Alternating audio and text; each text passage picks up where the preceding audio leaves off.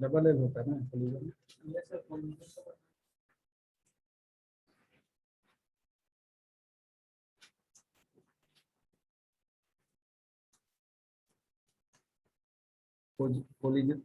Collision resolution technique में हम लोग दो टेक्निक डिस्कस किए थे। हाँ नहीं नहीं, उसके पहले हम लोग डिस्कस किए थे सीक्वेंशियल। दो तरह से होता है, एक आपका ओपन एड्रेसिंग, एक क्लोज हेड। हाँ तो उसमें ये क्लोज हेड एड्रेसिंग में कौन कौन आता है? क्लोज एड्रेसिंग में सेपरेट चेनिंग। हाँ, एक हुआ आपका सेपरेट चेन,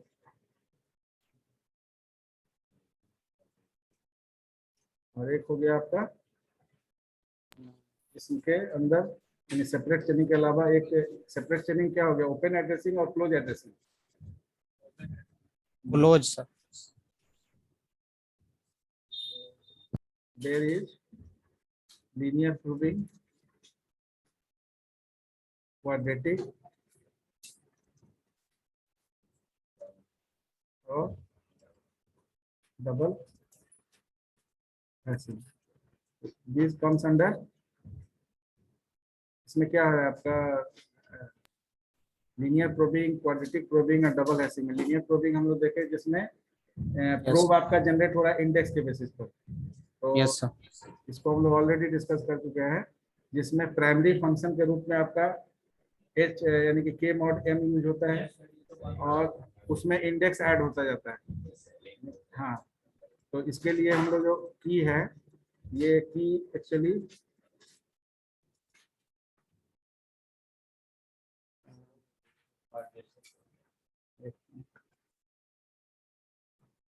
एच डैश के plus I that is index I mod M. ये हैश फंक्शन हम लोग लीनियर प्रूविंग के लिए यूज किए। There is another quadratic probing. तो क्वाड्रेटिक प्रूविंग में आपका दो कांस्टेंट वैल्यू दिया रहेगा, सपोज C1 C2, और आपको उसके बेसिस पर अगेन प्राइमरी फंक्शन को यूज करके प्रूविंग एस्टेब्लिश करना होगा। तो क्वाड्रेटिक प्रूविंग के लिए भी हम लोग एक प्रॉब्लम लेते हैं।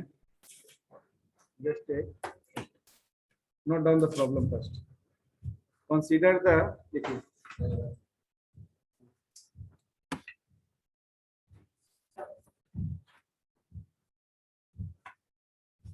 first take the problem and we just discuss that quadratic proving on the basis of that problem. So consider the not consider inserting the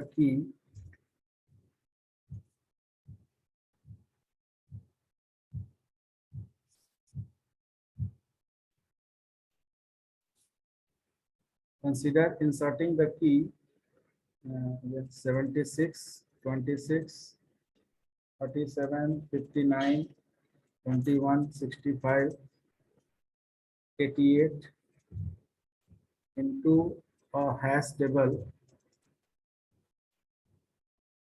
of size m is equal to 11 using quadratic into a hash table using quadratic proving with C1 is equal to 1 and C2 is equal to 3. ठीक है, and primary function आपको वही use करना है, primary function that is h dash k is equal to k mod m. Now अब ये आपका h dash k है, उसके पहले हम लोग क्वाड्रेटिक प्रूविंग को थोड़ा देखेंगे। क्वाड्रेटिक प्रूविंग के लिए जो इक्वेशन यानी हैश फंक्शन यूज होगा, कोई बता सकते हैं why it is quadratic probing? Linear probing में we are generating index in a sequential manner. यहाँ पर आपका जो है क्वाड्रेटिक यूज किया गया। क्वाड्रेटिक यहाँ पर दो कांस्टेंट वैल्यू लिया गया, C1 और C2, 1 and 3। हाँ, और प्रूविंग जो है उसके बेसिस पर होगा, तो इक्वेशन भी आपका हैश फंक्शन यहाँ चेंज होगा। तो इन क्वाड्रेटिक प्रूविंग, क्वाड्रेटिक केवल हमको हैश फंक्शन से मतलब है प्रूफ चेक करने के लिए। तो in quadratic probing the following hash function,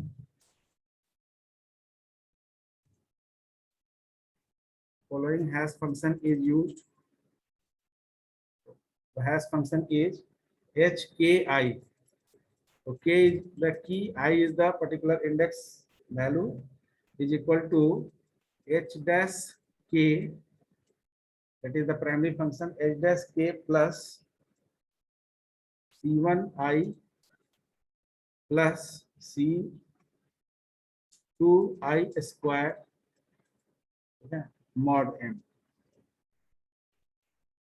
अब ये आपका हो गया एच डैश के आपका प्राइमरी फंक्शन, C1I और C2I, ये आपका क्वाड्रेटिक प्रूफ के लिए है।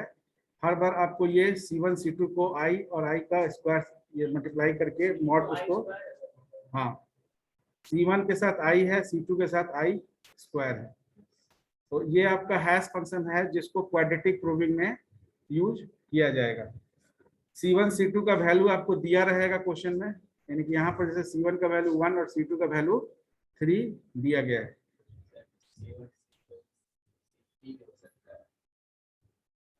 नहीं, C3 नहीं होगा, C1 C2 ही होगा। C1 C2 का ही वैल्यू होगा, C3 नहीं होगा।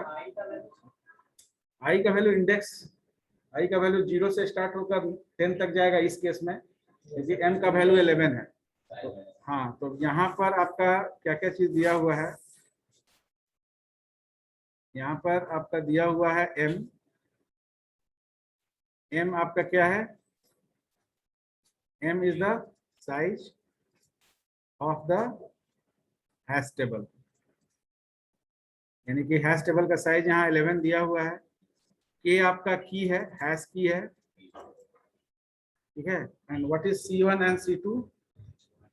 हाँ, ये आपका कांस्टेंट वैल्यू है जो 0 नहीं होना चाहिए।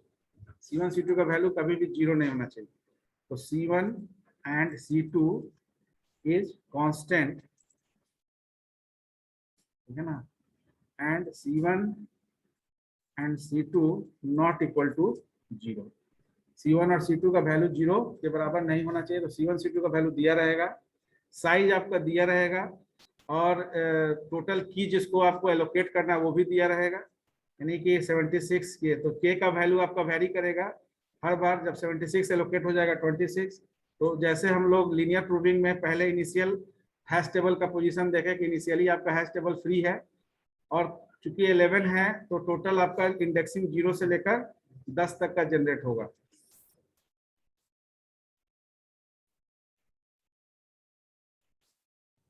तो first, whenever you go to solve this problem, so according to question,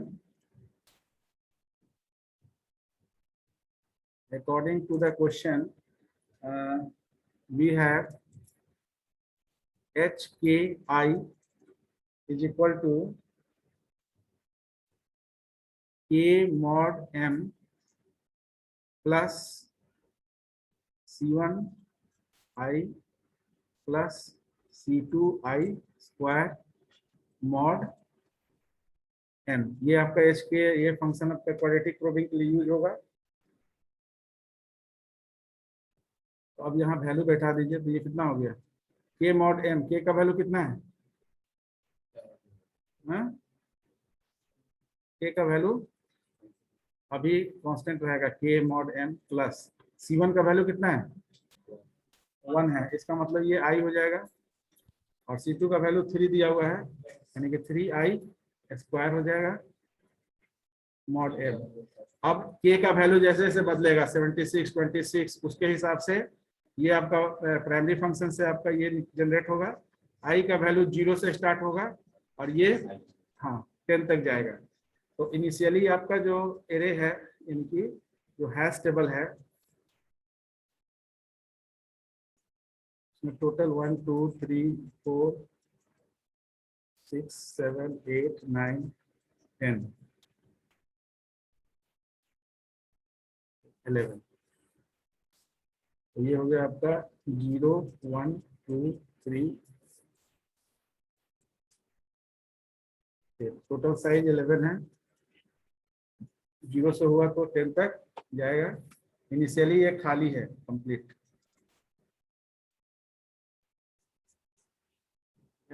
तो पहला प्रोब लगाइए, देखिए फर्स्ट अप्लाई करिए h k i is equal to k mod m plus C1 i plus C2 i square. Step by step. Step 1 में you have to consider the key equal to 76। तो consider the key is equal to 76, यानी कि यहाँ के को के से represent हो रहा है, के इक्वल टू 76 है। तो H76 0। Now you have to apply quadratic probing. H76 0 is equal to what? 76 mod m का वैल्यू कितना होगा? 11 होगा ना? अच्छा पूरा का प्लस I 0 हो गया, 0 स्क्वायर 3 इंटू 0 स्क्वायर 0 हो जाएगा मॉड 11। ये कितना हो गया? 11 6 6 10 10। अब ये सब तो 0 हो गया, तो 10 मॉड 11 कितना हो गया? 10, यानी कि 10 पोजीशन। अभी तो आपका सारा पोजीशन खाली है, तो इनिशियल वे में आपका ये कहाँ लोकेट होगा? इस 10 पोजीशन पर, ठीक है ना। लीनियर प्रूविंग में भी शायद यही आया था, क्योंकि अभी आपका ये कंप्लीट 0 हो रहा है, तो C1 C2 का कोई इफेक्ट नहीं हो रहा है। 0 के लिए नहीं होगा, जब 0 से आगे बढ़ेगा तभी C1 C2 अपडेट होगा आपका, जो है इंडेक्स चेंज करने के लिए। तो यहाँ पर क्या हो जाएगा? इनिशियल, तो द इनिशियल प्रोब T10, पहला प्रोब आपका T10, probe is T10 since T10 is free for allocation, ठीक है ना, is free, therefore 76 is inserted at T10 location. Now after insertion, what is the table? अगर T है तो status of the particular table T 2 3 4 5 6 7 9 10. So 76 is allocated here, and then 0 1 2 3 4 5 6 7 8 9 and 10. Rest is vacant. इसमें भी वही चीज करना है जैसे लीनियर प्रूविंग में। अगर कोई एलोकेशन आपका इंडेक्स पोजीशन आपका फ्री नहीं है, तो नेक्स्ट आपका प्रूव जाएगा। तो प्रूव आपका 0 है, तो 0 के बाद 1 फिर 2 3, लेकिन हमेशा आपका न्यू की के लिए 0 से ही इंडेक्सिंग जनरेट होगा। जैसे कोई लूप लेते हैं, तो लूप में अगर इनर और आउटर लूप है, तो हर आउटर के लिए पहले इनर जितना है सब काम करेगा। तो यहाँ पर भी आपका जो है हर एक की के लिए सारा इंडेक्स चेक होगा starting from 0।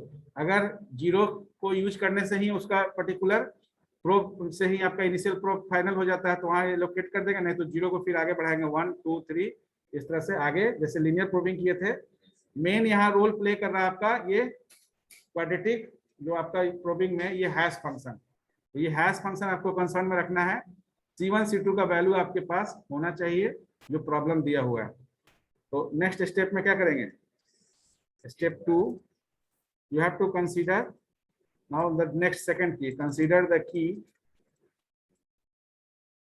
k is equal to 26. इसको करिए तो कंप्लीट 26 के लिए।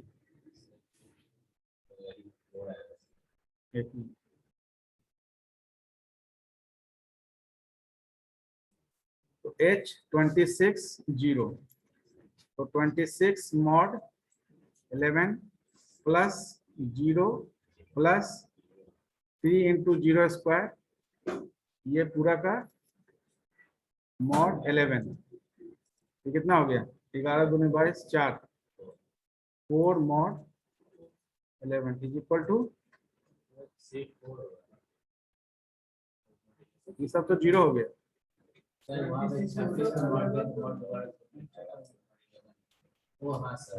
रिमाइंडर देता है ना मॉड।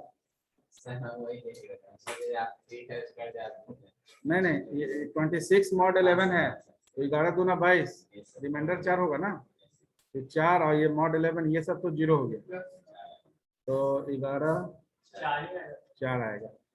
इसका मतलब है T4, ठीक है ना, T4 आपको चाहिए, तो T4 आपका अभी खाली है, ठीक है। तो इनिशियल प्रोब, इनिशियल इसलिए लिखना जरूरी है क्योंकि हो सकता है कि नंबर ऑफ प्रोब में आपका हो, एक ही इनिशियल पेज में हो जा रहा है। तो इनिशियल प्रोब हो गया आपका, initial probe is T4, since T4 is free, therefore 26 is inserted at T4,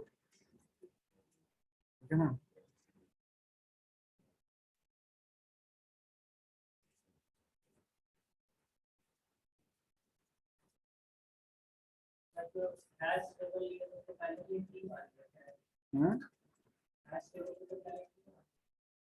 T आप प्रोग्रामिंग करिएगा तो टी एक एरे बना लीजिएगा, टी एरे में इंडेक्सिंग हो जाएगा आपका, टी 10 11 हो जाएगा, टी 11 साइज हो गया, तो 0 से लेकर 10 तक चलेगा। तो ये जो 0 1 2 3 4 लिख रहा है वो टी के लिए ही लिख रहा है, T is the name of that table, hash table 7 8 9। तो यहाँ पर आपका 26, नेक्स्ट स्टेप 3, नेक्स्ट क्या है, कंसीडर द की 30 k इक्वल टू 37, तो h 37 0, 37 mod 11 plus 0 plus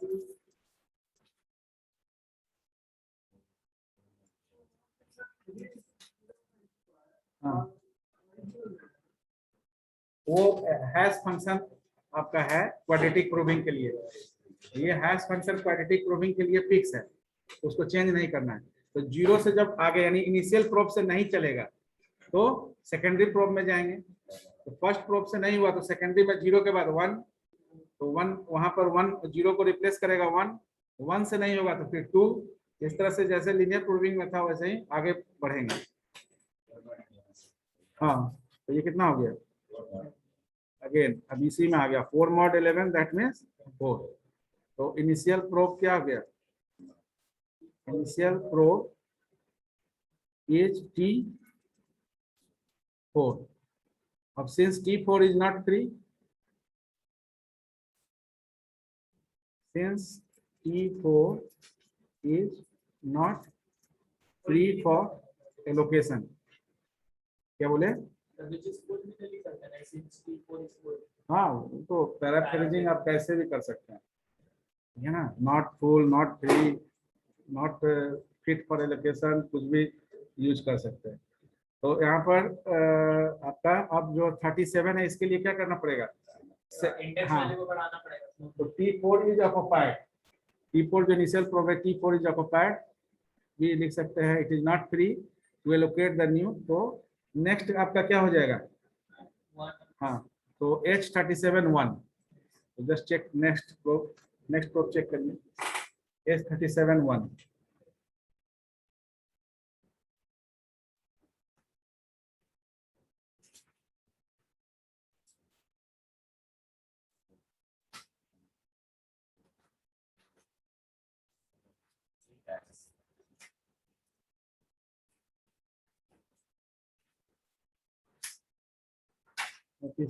mod 11 plus 1 plus 3 into 1 square mod 11, तो ये तो हो गया 4 प्लस 1 प्लस 3,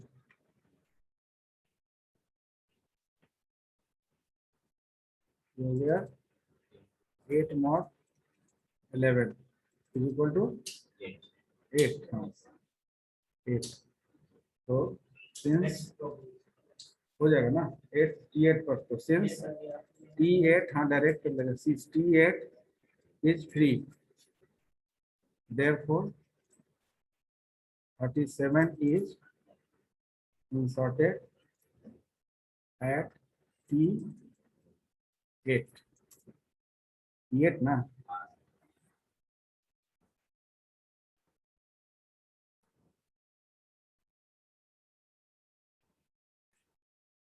तो 2 3 4 5 6 7 8 9 10 76 0 1 2 3 4 5 6 7 8 9 10 26 37 T। Next is consider the key K equal to 59। तो K 59 0 59 mod 11 plus 0 plus 3 into 0 square,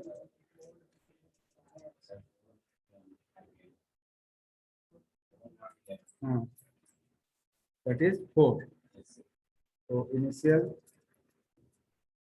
probe is E4, which is already occupied. So next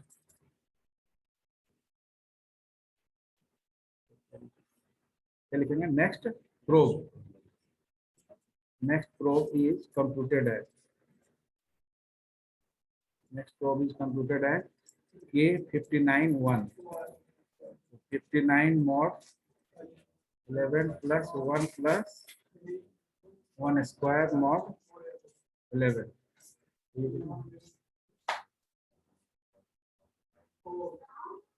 4 plus 1 plus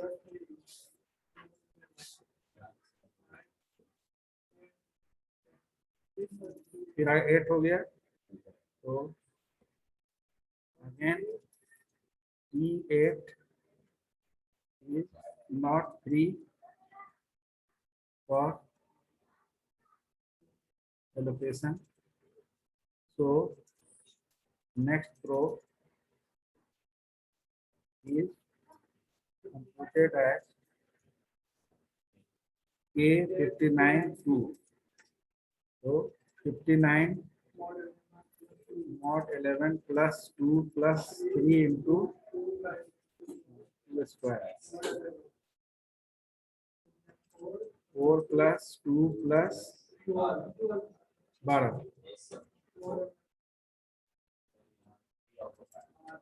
14 18 mod कितना होगा 7। हाँ, since E7 is 3, so yeah, therefore 59 is inserted at E7,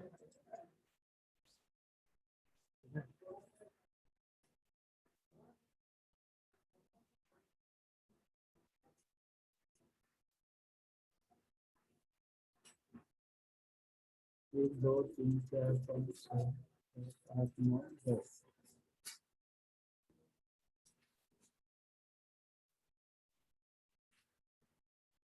ये exam के लिए important समझ लीजिए, linear probing, quadratic probing या double है, इससे हाँ पूरा 12 नंबर। हाँ प्रोग्राम नहीं आता इससे 45 से पहले, इससे जब भी आएगा, इसीलिए हम प्रॉब्लम ही डिस्कस कर दे रहे हैं, ठीक है ना। प्रॉब्लम आप खुद से भी ले सकते हैं, छोटा भी ले सकते हैं, m = 5 4 3 छोटा साइज का भी ले सकते हैं, अप्लाई करना है, ठीक है ना।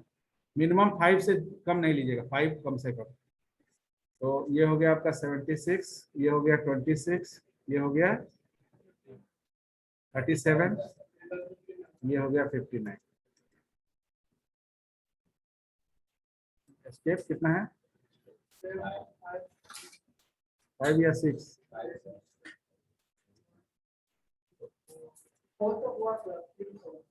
कंसीडर द की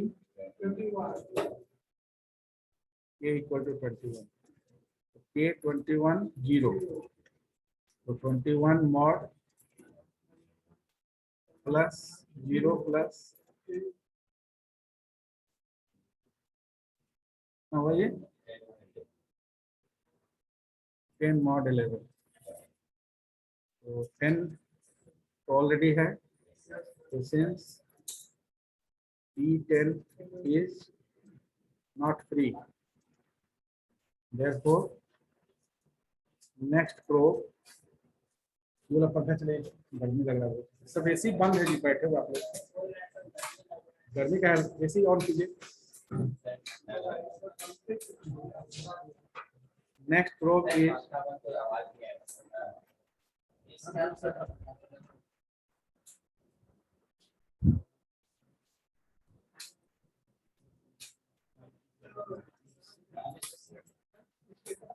अब आप खुद से भी कर लीजिए, आगे कंटिन्यू करिए। 21, एक मिनट,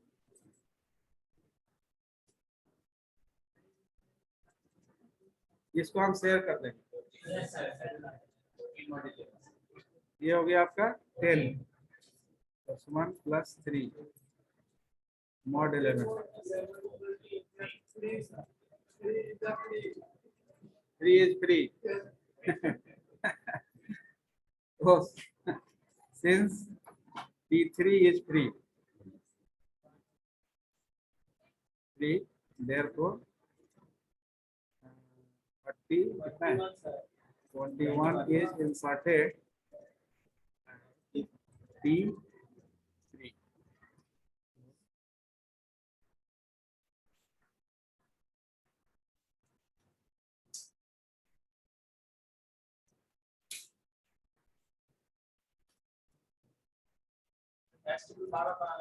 हाँ, टेबल आपको हर बार अपडेट करना पड़ेगा। एक्चुअली ये आपका इंटरनली तो आपका लूप से हो रहा है, आपका जितना बार लूप चलेगा तो लूप का एग्जीक्यूशन पार्ट दिखाना पड़ेगा। तो ये 76, 57, 59, 26 और T3 हो गया 21।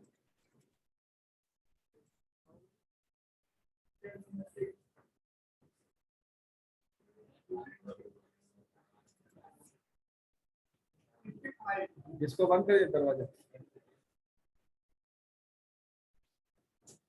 Consider that k equal to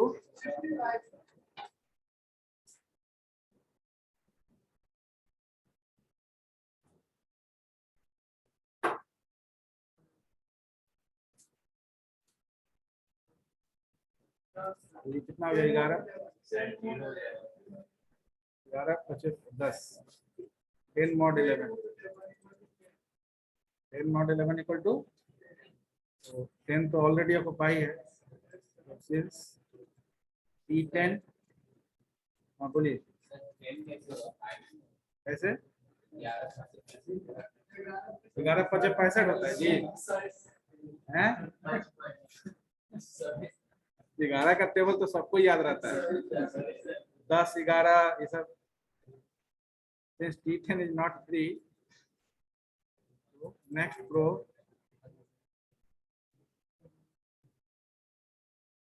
computed है,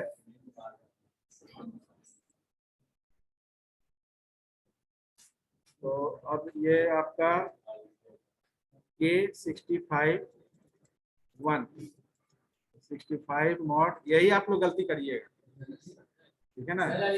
11 × 5 = 65 की जगह 55 की जगह 65 कर दीजिएगा, और उसके बाद 0 हो जाएगा, सब 0, एक गलती होगा पूरा आपका स्टेप गलत हो जाएगा। 65 mod 11 + 1 + 3 × 1² mod ये हो गया आपका 10 प्लस 1 11 और 3 14 mod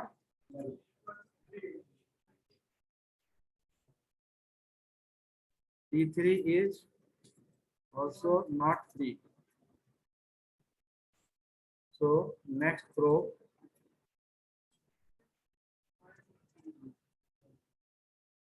is computed as K65 2. So 65 mod 11 plus 2 plus 3 into 2 square. ये हो जाएगा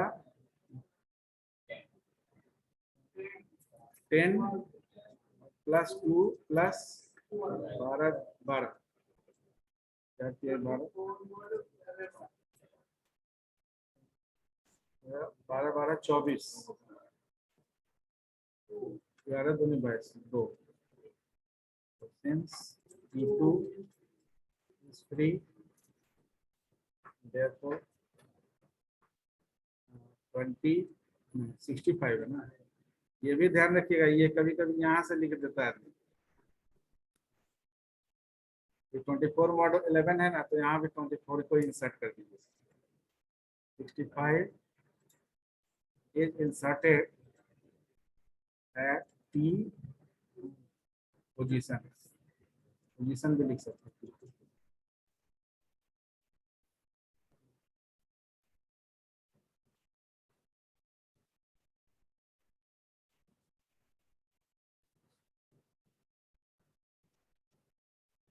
आप वहाँ स्केल से अच्छा से बनाइएगा, है ना। 76 कितना है?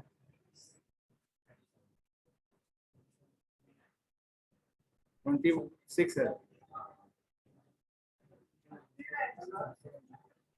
59 है और ये हो गया T2 65। ये बाकी देख लीजिए 26 है ना। स्टेप कितना हो गया? 7। यस 7 होगा। नेक्स्ट क्या है?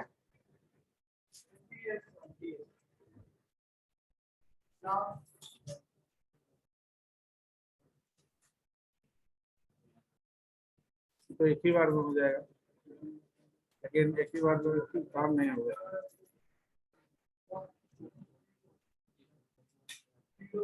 8 मॉड 0 मॉड ना,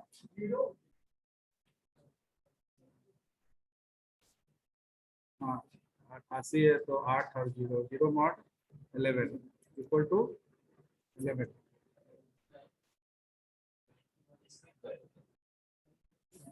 जीरो मॉड 11 कितना हो?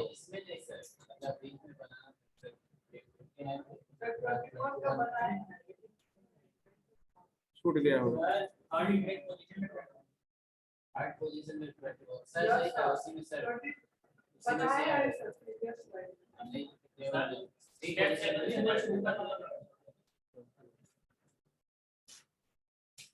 यहाँ है ना।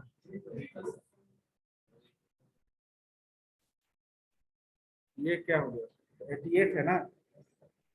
88 मॉड 11 तो 0 हो गया। ये भी पूरा 0 0 मॉड 11 कितना होगा? 0।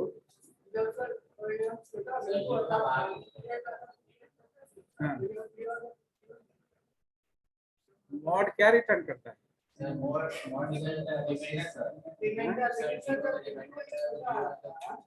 वही तो। अच्छा हाँ हम 11 को देख रहे हैं, ठीक है। 0 आपको 11 से करना है तो 0 टाइम जाएगा तो 0 ही नीचे होगा। Since T0 is free, therefore 88 is inserted at T0 position.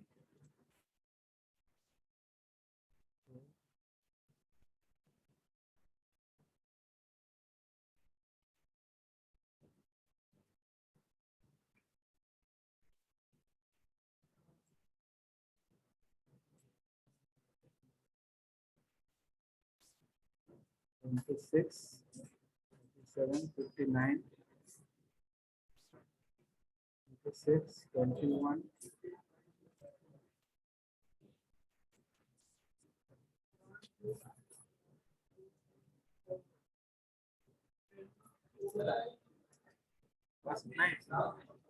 Last था।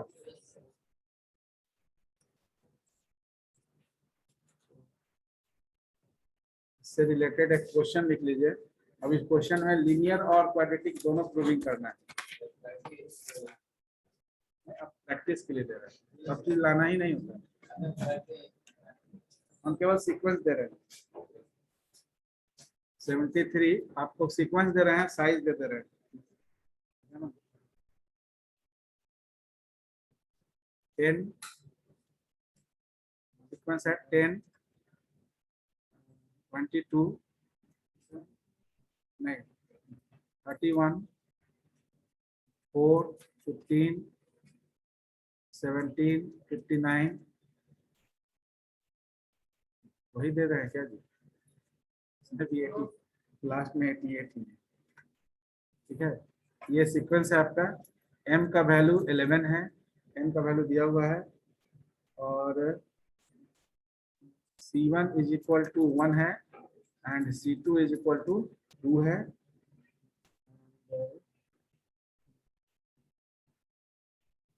इसमें दो पार्ट आपको करना है, लीनियर प्रूविंग और क्वाड्रेटिक प्रूविंग, है ना। लीनियर प्रूविंग के लिए C1 C2 यूज नहीं होगा। प्राइमरी फंक्शन दोनों के लिए सेम है, यानी प्राइमरी फंक्शन दोनों के लिए हम जो डिस्कस किए हैं कि h dash k is equal to k mod m। तो हैश फंक्शन भी लिख लीजिए। हैश फंक्शन पहला फॉर लीनियर प्रूविंग क्या होता है, एच के इक्वल टू एच के आई ना, h k i is equal to h dash के प्लस आई, भूल गए, प्लस आई मॉड एम, यही होता है ना।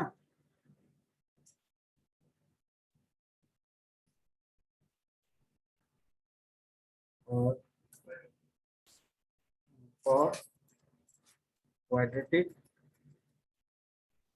Proving h k i is equal to h dash के plus i plus i into 3 नहीं, 3 कहाँ से लिखते, यहाँ पर C1 C2 ही लिखिएगा, C1 dot I C2 dot I square mod m, ठीक है। तो ये क्वाड्रेटिक प्रूविंग के लिए ये हैश फंक्शन आप यूज करिएगा। क्वाड्रेटिक प्रूविंग के लिए आपको C1 C2 का जरूरत है, तो ये C1 C2 का यूज केवल क्वाड्रेटिक प्रूविंग में होगा। बाकी आप m इक्वल टू 11 और ये सिक्वेंशियल जो की दिया हुआ है उसको यूज करिएगा, हो जाएगा। एक और है डबल हैशिंग, उसके बाद री हैशिंग है। इसमें एक क्लास में वो खत्म होगा, उसके बाद फिर आपका जो है